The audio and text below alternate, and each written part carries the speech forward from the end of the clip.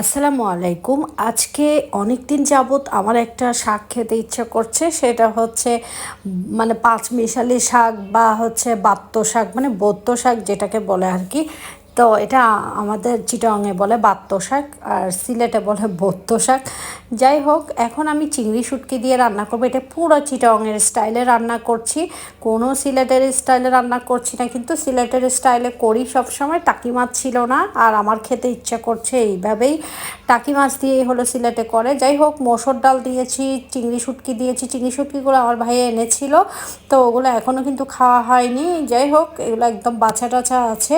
আমি শুধু একটু ধুয়ে, ভালো করে ধুয়ে, আর হলুদের গুঁড়া দিয়েছি। মরিচ বেশি করে দেওয়া যাবে না, কিন্তু অতিরিক্ত ঝাল দেওয়া যাবে না এটাতে। আর হচ্ছে পেঁয়াজ দিয়ে, এখন পানি দিয়ে লবণ দিয়ে বসিয়ে দিয়েছি। এখন হচ্ছে এটা হতে থাকবে আর কি।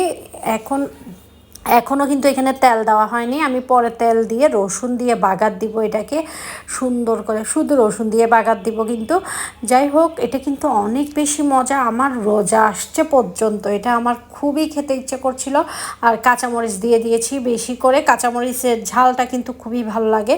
যাই হোক, শাকটা কিন্তু সেদ্ধ হবে, আরও ভালো করে সিদ্ধ হলে, ডালটা ভালো করে গলে গেলে তারপরে হচ্ছে আমি বাগার দিব। এখনও কিন্তু বাগার দিইনি। আর বাগারের মধ্যে আমি রসুনটা কিন্তু সবসময় একটু আস্ত ইউজ করি। আস্ত ইউজ করে দেখবেন আপনারা অনেক বেশি ফ্লেভার পাবেন। এটা আমার আম্মারা করতেন, কিন্তু ডাল বাগার দিলেও আস্ত রসুন দিয়ে করতেন।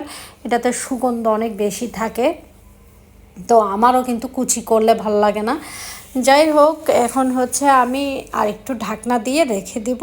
তারপরে হচ্ছে আমি এটাকে বাগার দিব আর কি। আর পেঁয়াজ দিব না কিন্তু বাগারের সময়, যেহেতু আমি পেঁয়াজ কিন্তু আগে দিয়ে দিয়েছি। আমার কিন্তু শাক হয়ে গিয়েছে, এখন হচ্ছে আবার বাগার দেওয়ার পালা।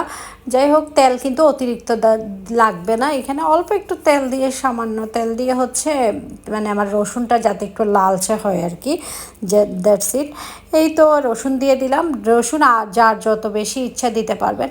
আর আমার কাছে রোজার দিনে এইসব শাক, তারপরে হচ্ছে কচুরলতি, এইসব জাতীয় জিনিস এত বেশি ভালো লাগে আমার বোঝাতে পারবো না। যাই হোক, আমি আজকে কচুরলতিও রান্না করেছি আমার শ্বশুরবাড়ির স্টাইলে। ওটা আপনাদের সাথে ভিডিওটা শেয়ার করব। যারা নতুন ফলোয়ার্স নতুনরা অবশ্যই দেখবেন, পুরানরা তো আশা করি দেখেছেন মনে হয়।